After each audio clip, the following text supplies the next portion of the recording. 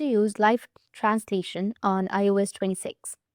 So if you want to use live translation on iOS 26, then what you need to do is first you just need to simply open up your settings.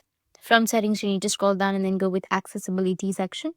Once you're on your accessibility, you will have an option of live captions. You need to just scroll down, and as you can see live captions, tap on it. This is where you'll set up real-time transcriptions and translations.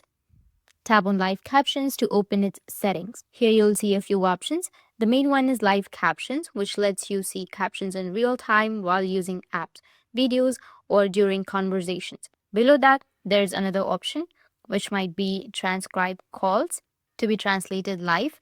Tap to enable the feature. Once it's on, iOS will listen during your calls and display the live text of what's being said. You can also change the spoken language by tapping the language settings inside the live captions menu. You can pick the language that you prefer. The transcribe calls option is also save calls option. It's the same thing. That's it. And if you have any questions, feel free to comment below. Thanks for watching.